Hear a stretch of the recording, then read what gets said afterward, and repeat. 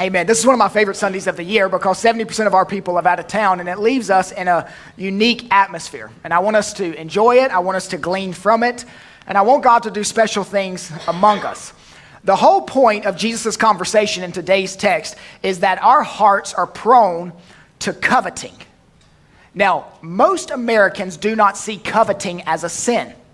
In fact, the whole point of advertising is to create in you a sense of discontentment. We see things advertised and we think, oh, that's amazing. I didn't even know that existed. But I'm convinced I must have it. Sarah told me about this machine that's coming out that folds your clothes. I didn't even know that existed. But I'm watching Sarah fold clothes on the floor, and I'm thinking, I'm basically making this woman live in a third world country. Who still folds their own clothes anymore? I need this machine. We see that like heated seats in vehicles. Nobody needed that until they saw it. And then suddenly they started to think like, man, my bottom is cold. Am I going to go through life with a cold bottom? And look at the benefit. I could put my muffin right over here in the passenger side. Nobody likes to eat a cold muffin. I could just warm the muffin up anytime. Is that a basketball court in the bathroom? I need a basketball court in the bathroom.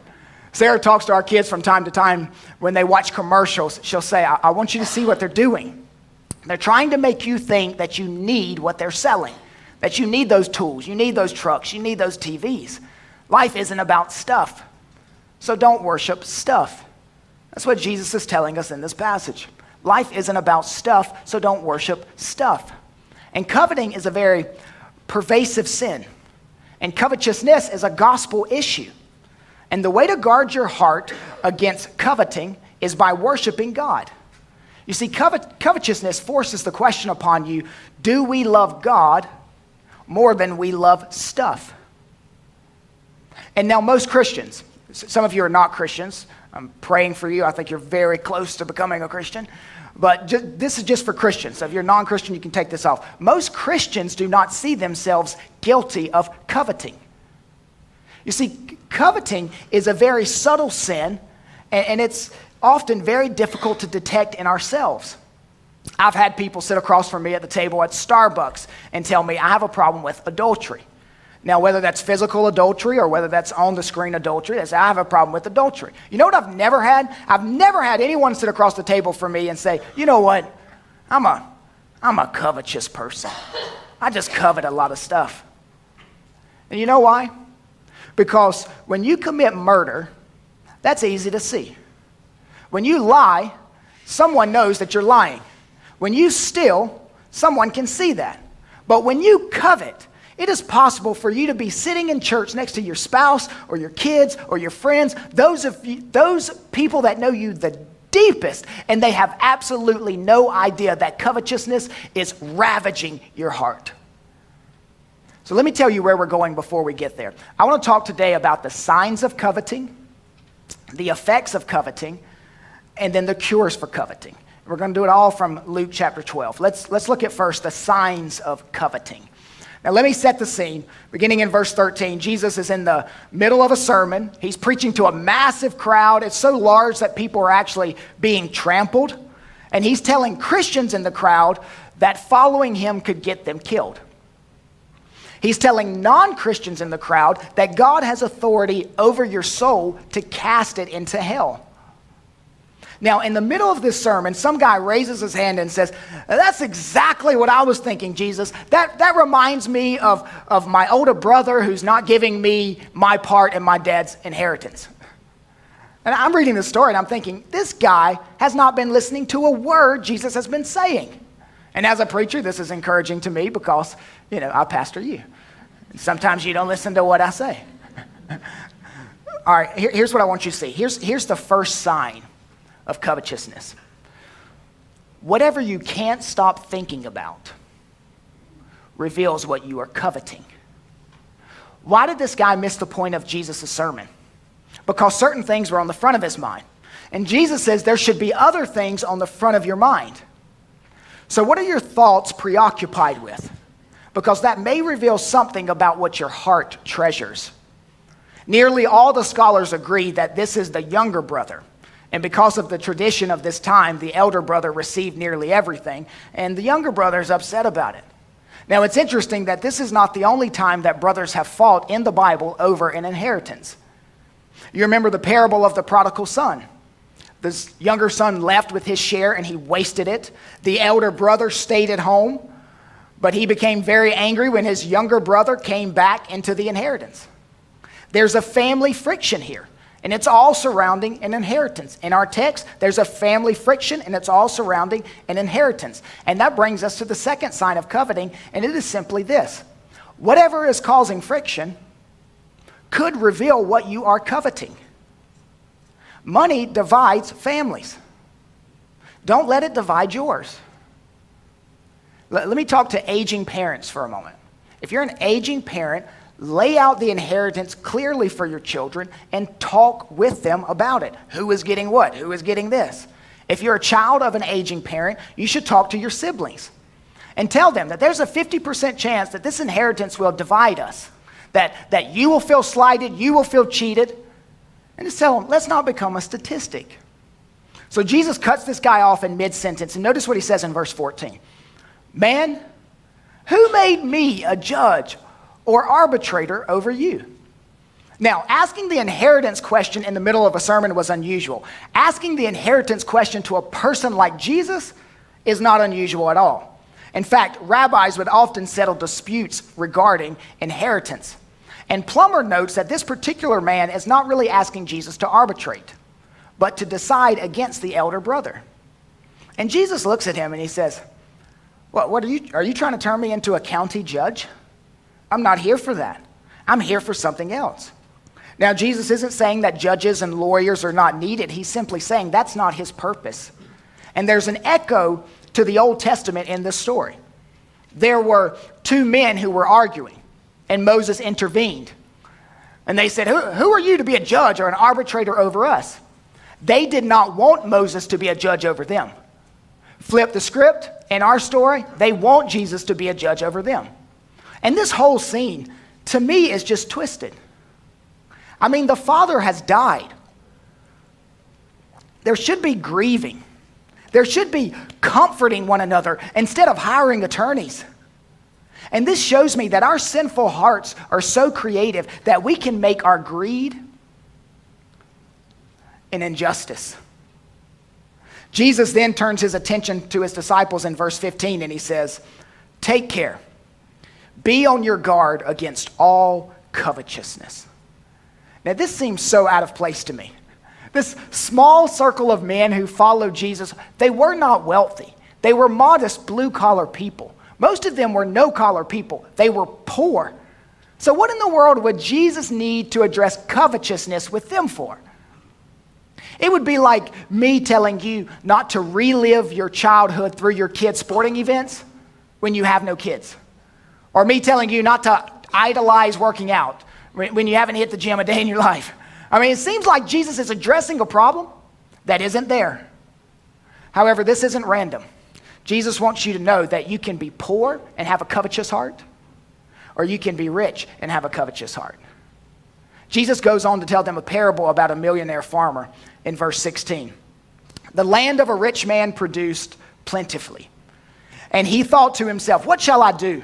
For I have nowhere to store my crops. And he said, I will do this. I will tear down my barns and build larger ones. And there I will store all my grain and my goods. And I will say to my soul, soul, you have ample goods laid up for many years. Relax, eat, drink, be merry. You see, this man in the parable is missing it everywhere. First, he says, my barns, my grain, my goods. He thinks he owns what he has. He doesn't realize that it's a gift. Then he mistook his body for his soul. He said, soul, you have many good things. Well, that's not accurate. His body was rich, but his soul was poor. And evidently he was a young man because he thought he had many years to live. And notice in verse 20, but God said to him, fool, this night your soul is required of you. And the things you have prepared, whose will they be? Here's the third sign of covetousness. Whatever you run after can reveal what you're coveting. Whatever you run after can reveal what you're coveting. In the first story, it was an inheritance. In this story, it's bigger barns. Whatever you become fixated on, obsessed with, occupied by, that's an indicator of what's happening in your heart. Beware of wanting more and more of what you have enough of already. Some of you could be running after things. And you're running after things so hard that you're running yourself into the ground. And you really don't care if you run over others as long as you achieve it. But those barns and those inheritances, they whisper empty promises. If you're a non-Christian, I really want you to hear me here. Every treasure you run after will say, you have to die to get me. Every treasure, but one. Jesus Christ. He's the only treasure that says, I will die to get you. So make him your treasure. Here's the fourth sign. Whatever you're banking on can reveal what you are coveting. Whatever you're banking on can reveal what you are coveting. I think there's a deeper inner psychological dialogue going on in this man. Notice verse 19. I will say to my soul, soul, you have ample goods laid up for many years. Relax, eat, drink, be merry. Notice the inner motive. He's thinking, here's how I have control in an uncontrollable world. Here's how I stay safe in an unsafe world. I don't think his behavior was about barns at all. I think it was about security. This man would have been envied in the agrarian culture and might even have been regarded as specially blessed by God. This man believes that he can now live in total leisure and self-indulgence. He's set for life. And Jesus criticizes him for adopting the common philosophy of taking one's ease, eating, drinking, and being merry. And we do this all the time. We have we're chasing after this mythical amount to set aside that we can finally relax and be merry and not have a care in the world. You see, this man's plans were self-centered and self-indulgent. Don't let your plans be that way. Now, here's the fifth sign. And I know I'm just piling on signs. Look, I'm piling on stuff in every one. You're not going to be able to get it all. I'm just hoping God just sticks one or two with you. Here's the fifth sign. You work hard to fill barns, but you fill the wrong barns. You work hard to fill barns, but you fill the wrong barns. You can spiritually mismanage your assets, but no one be aware of it. You see, barns were basically their bank accounts. They traded with what was in the barn. We trade with what's in the bank account. Now, here's a side note. This parable is not condemning people for planning. You read it and you think, this man planned for the future and God's condemning the planning. This parable is not condemning planning. You should plan. Proverbs constantly points to the animals like ants and says, human, you should learn from them. You should plan ahead. You should work hard. Be industrious, be motivated, play the long game. Think of the trouble you can avoid if you plan. You will be able to avoid get-rich-quick schemes, the prosperity gospel, pyramid schemes. You see, those people can only run those games on people that aren't planning for the future. So plan. And here's another little caveat. This parable is not condemning wealth. There is nothing wrong with having big barns. Some of you are gifted in making money. I'm gifted in spending money. Some of you have the opposite. You're just gifted in making money. It's a talent that no doubt you've honed, but God has given that to you. Maybe it's climbing the ladder at your job. Well, how did this land produce plentifully? There were other farmers doing the exact same thing he was doing. But why did this particular land produce so plentifully? God did it. So Jesus isn't condemning wealthy people here. Rather, Jesus' complaint is against the person who takes wealth and directs it totally toward himself. And if this is you, you have a money sickness. With every dollar you receive, you will put it into one of two barns. A barn on earth to be consumed upon yourself, or a barn in heaven to be given to God. I just picture at this man's funeral when he dies, like the mayor coming up, city council people, just the who's who. They're all coming up, and I'm sure they stood up and stood over the cast and mentioned the marks that this man made on the community. Look at what he did. He helped me get elected. He's done great things. But God walked into that funeral, looked over that casket, stood over it and said, bankrupt. You're bankrupt. Notice verse 21. So this is the one who lays up treasure for himself. He's bankrupt. So this is the one who lays up treasure for himself and is not rich toward God. Don't be like this man. If you come into some extra money, don't be like this man. Like, I'm going to put some rims on my Camel. That's what he was thinking. Instead, why don't you buy groceries for a single mom or a widow? The average person will make $2 million in their lifetime.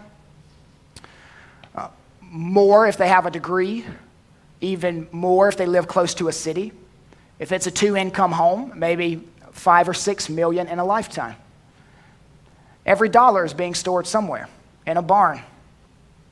Martin Luther said that sin is self turning in on self.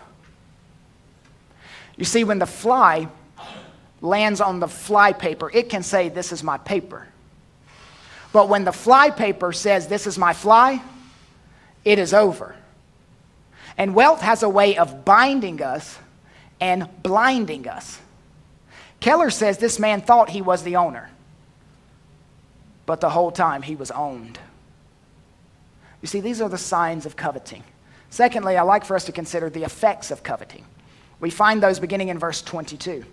And Jesus said to his disciples, therefore I tell you, do not be anxious about your life, what you will eat, nor about your body, what you will put on. For life is more than food, and the body more than clothing. So here's what Jesus is telling his disciples. One of the effects of your coveting is that you experience anxiety and worry. Now, he is not saying that all anxiety and worry come from coveting, but there is definitely a connection between the majority of your anxiety and worry and your coveting. You can be so busy building barns that you build stress. Now, notice the 4 areas in verse 22 and 23 that speak of where we experience stress. We'll work from the end, and then we'll work our way back upstream. Notice what you put on. Now it's crazy. You think, look, people don't stress about clothes. You obviously don't have a daughter, or you're not married, right? They do. Clothes aren't new enough. They don't fit right. It's dumb, but we allow ourselves to be defined by our pants. This is where we are. So what you put on, notice the second one, your body. And we do everything to the body. We massage the body, we baste it, we tan it, we pamper it, we loathe it, we stimulate it, we drug it. All for the body. What you eat, honey, where do you want to eat? Oh, I don't care. Okay. What about Panera Bread? No way. What about Chick-fil-A? No way. I thought you said you didn't care. I don't, just not those 2 places. You can stress about food. And then notice the catch-all. And this is why I started at the back of the verse and worked to the front of the verse, because the front of the verse is the catch-all. It's just your life. Your whole life can just be stressed, full of worry. And some of you, your worry warts. As I was finishing writing this morning, I thought, where did the word worry wart come from? It's a horrible word. Some of you I know are going to text me like that etymology history this afternoon, and that's good. Some of you are worry warts. And you know that anxiety and stress affect your body, right? It can cause you to lose sleep. Stress can make you gain weight. Stress can make you lose weight. Stress can cause bags under your eyes. See, your body often tells you what your mind is doing with stress. Let me just tell you what stress does to me. Stress makes me lose sleep. A few weeks ago, I would wake up every morning at 3 in the morning. I couldn't get to bed till like 12 or 1, and then I'd wake up every morning at 3. So I slept for 3 hours a night for an entire week. And here's something that I'm learning about myself.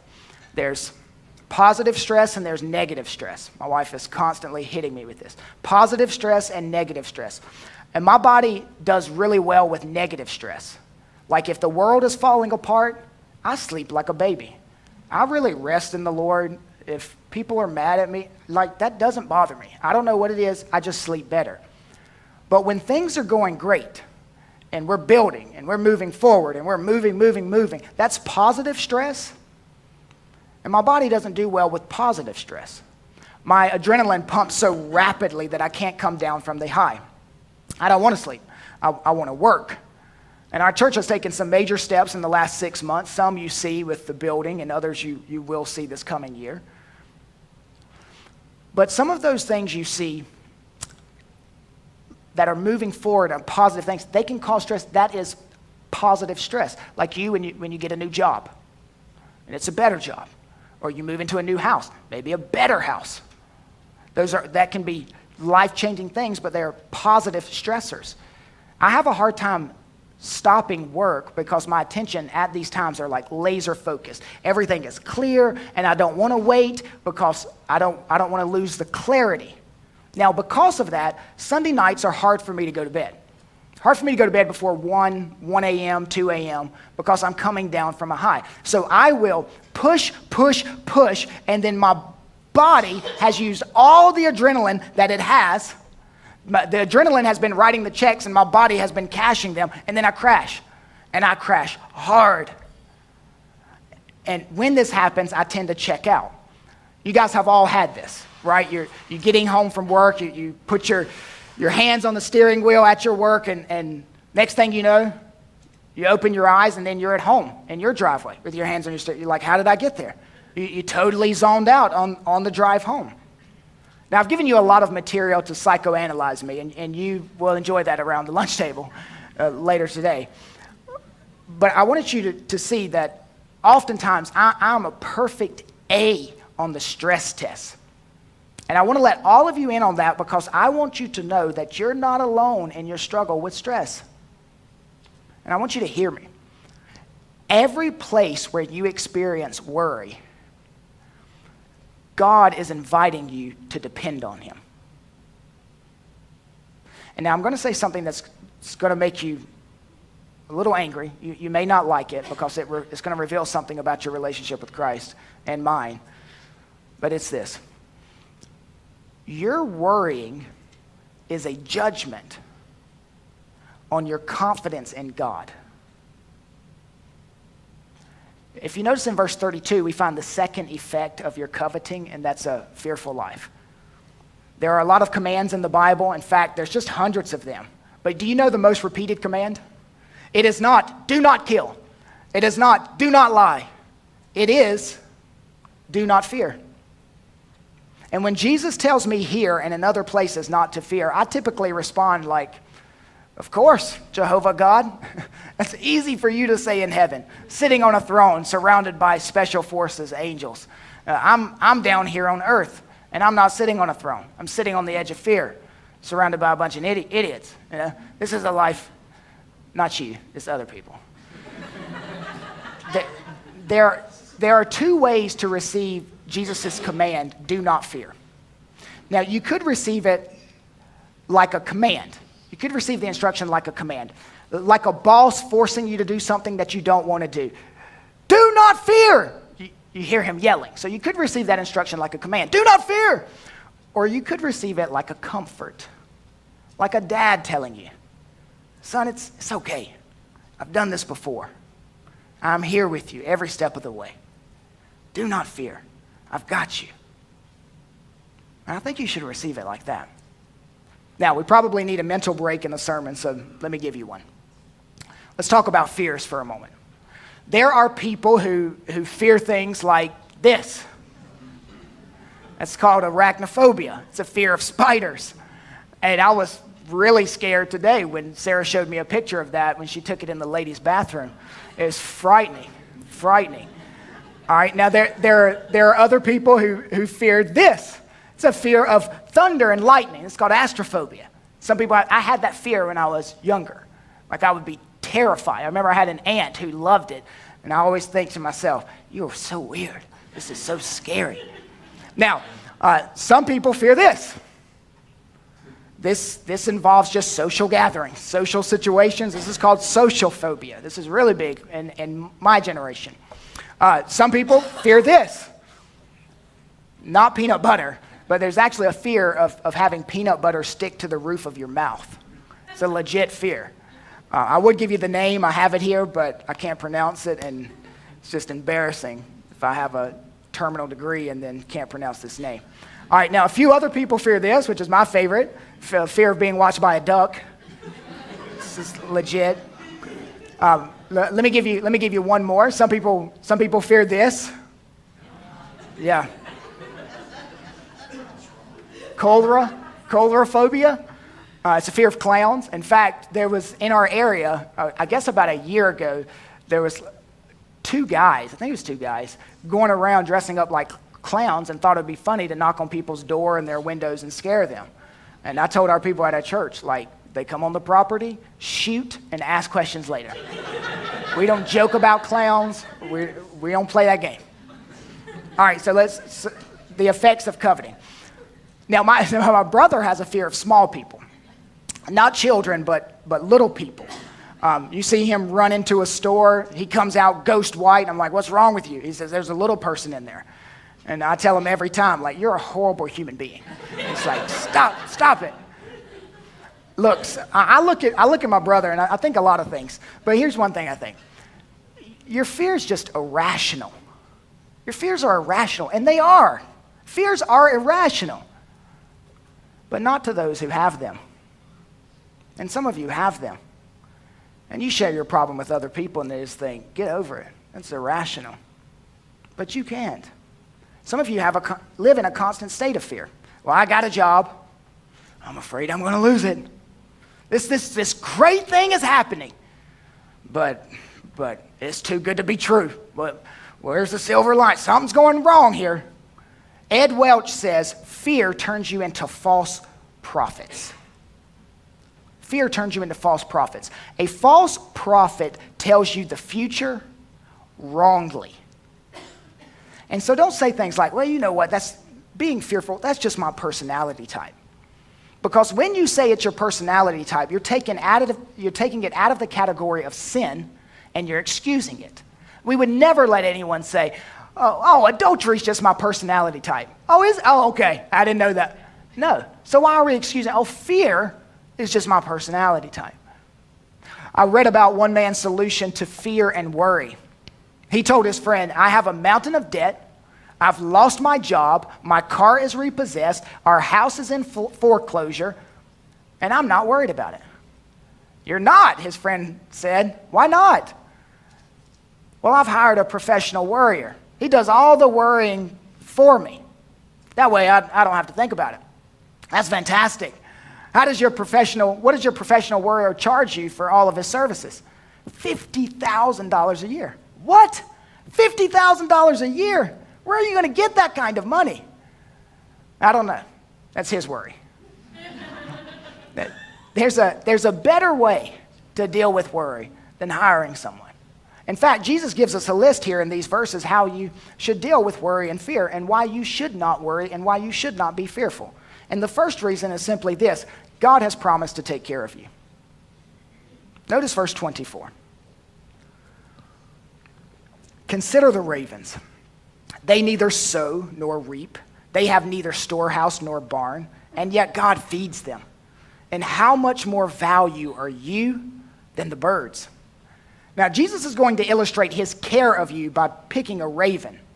And in antiquity, they were among the least respected birds of the bird family.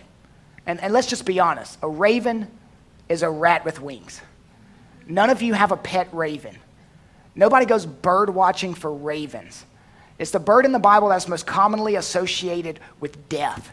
In fact, when you guys do Halloween, you dress up and as like scary people, and then you put a raven here, and then you have these little kids dressed up like SpongeBob SquarePants come, and then you jump out and scare them, and somehow that's acceptable in our society. It's weird, but like the ravens do, but ravens are everywhere. And I'm sorry, you Baltimore Ravens fans, they're horrible birds. They're horrible birds. So I'm reading that and I'm thinking, but why would Jesus pick them? Why not an eagle? Eagle's majestic. Why are you gonna teach me about your care for me through a raven? You remember last week he used a sparrow. Remember that? Sparrows were the cheapest birds. You buy one for a penny, you buy a dozen for 10 cents. Oh, I'll just throw in 2 more. So Jesus switches here because the enemy will come and whisper in your ear, sparrows might be cheap, but at least they're clean animals. No wonder God cares about them. But you're kind of like an unclean animal, like an unclean bird, despised and unclean according to God's law. And you don't deserve God's attention. And then Jesus says, I love and care for the sparrows, and I love and care for the ravens. Jesus says, I can redeem and care for the unclean birds, the dirty birds. Now, consider birds in general. No millionaire on earth could afford to feed the world's bird population for a single day. But our God does it every day. So the first reason you should not fear or worry is because God has promised to care for you. The second reason is because it's simply illogical. It's illogical. Notice verse 25. And which of you, being anxious, can add a single hour to his span of life? Worry is completely useless and ineffective. It does no good. Nothing is gained by it. Which is why one man wrote, worry is like a rocking chair. It gives you something to do, but it never takes you anywhere. It shortens life. And worry is not to be a characteristic of the believer. It is the result of a faulty view of God. It's feeling the blow that never falls. It's crying over things that never happen. Worry, I was trying to think in my sermon prep, like how can I say it with the most power, the most bluntness, and I think this is it. Worry is pagan. It is anti-Christian. Don't do it. And you say, well, someone's got to worry. I mean, nobody else is worrying about this. Somebody's got to. Don't play that game. That's assuming the moral high ground. Worry shrivels your life. It's not something to be proud of. It is sin. Energy is wasted when you worry and fear, and you direct it towards things over which you do not have control. It is sin. Now, the third reason you should not worry and fear is because it's against God's nature. Notice verse 27. Consider the lilies, how they grow. They neither toil nor spin. Yet I tell you, even Solomon in all of his glory was not arrayed like, and I picture Jesus picking up this little flower, like one of these. Now let me just stop here. Doesn't this sound like something that would come from a vegan community college professor? It's like, just consider the lilies. They grow, they neither toil nor spin. They're wonderful. But this is coming from a construction worker. Man that worked with a manly man, Jesus, saying, consider the flowers. And here's the point. Does a flower say, man, does this petal make my butt look big? A flower doesn't say that. No, a flower just revels in being created for a purpose. Now, Manson suggests that this particular flower may be the purple anemone, which would compare to the king's royal purple garb.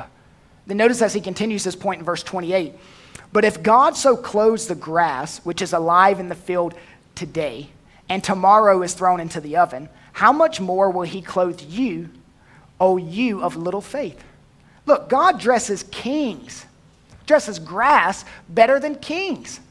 And the point is this, if God will make lavish provision and clothe his earth in beauty, even though it's transient, even though it's temporary, don't you think he's concerned with clothing you, who are eternal?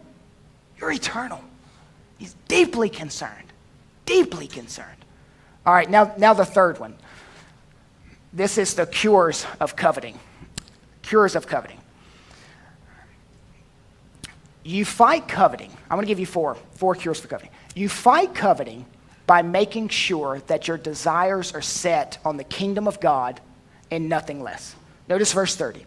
For all the nations of the world seek after these things, and your Father knows that you need them. Instead, seek his kingdom, and these things will be added to you.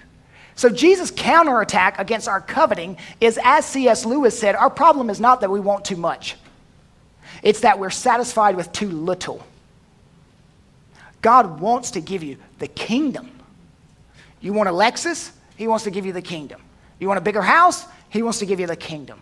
You want a smarter husband, better looking wife? He wants to give you the kingdom. You want to be more important? He wants to give you the kingdom. He wants to give you far more than what you have your heart set on. So Jesus is saying, make sure you want what God wants for you and not something less. If you're a Christian and you die, you will inherit the kingdom. Now that's an inheritance, the kingdom.